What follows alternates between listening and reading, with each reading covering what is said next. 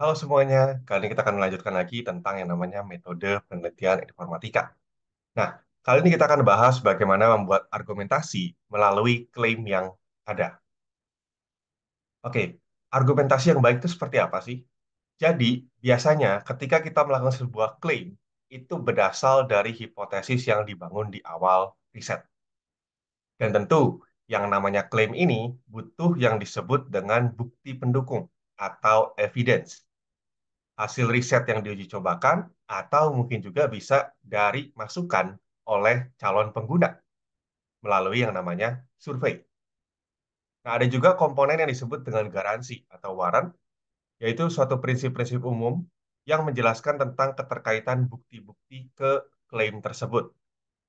Jadi bagaimana menghubungkan bukti dengan klaimnya. Ada juga yang namanya kualifikasi, yaitu membuat klaim dan bukti-bukti tersebut lebih akurat atau presisi.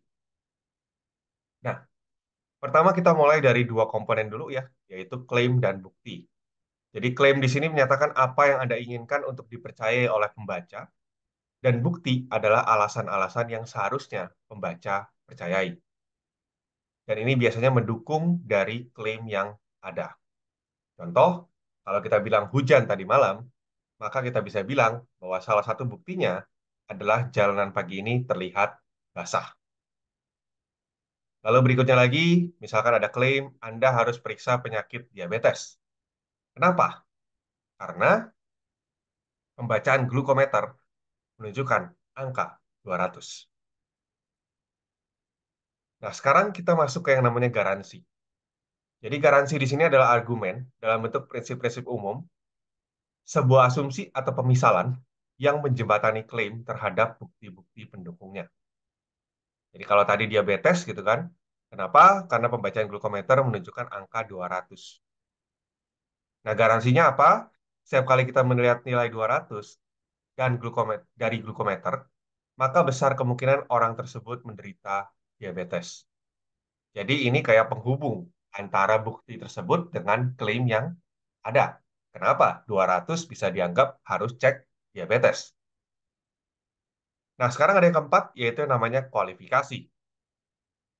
Kualifikasi ini membatasi kepastian dari kesimpulan tersebut. Jadi ini menuntut kondisi-kondisi di mana klaim kita itu dianggapnya benar. Gunanya apa sih? Gunanya ini untuk mengantisipasi kemungkinan sanggahan-sanggahan dari pembaca. Dan ini juga menunjukkan bahwa kita cukup teliti dan berwawasan dalam menarik klaim.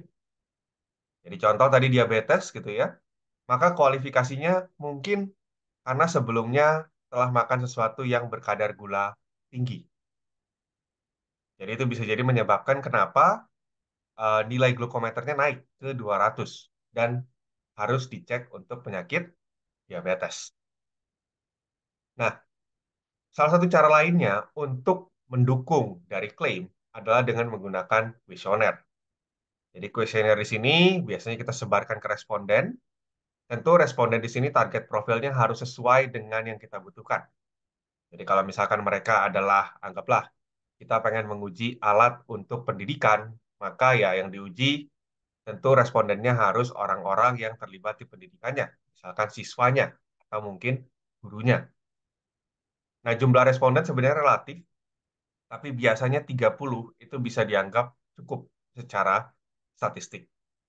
Tentu bisa lebih sedikit sebenarnya dengan beberapa alasan tertentu ya. Jadi misalkan kalau eksperimen terkontrol, jadi tidak kuesioner ya, eksperimen terkontrol mungkin bisa lebih sedikit. Mungkin 10, 12 itu cukup. Tapi kalau kuesioner, nah ini mungkin biasanya 30 lah kalau mau aman. Oke, seperti itu saja. Terima kasih.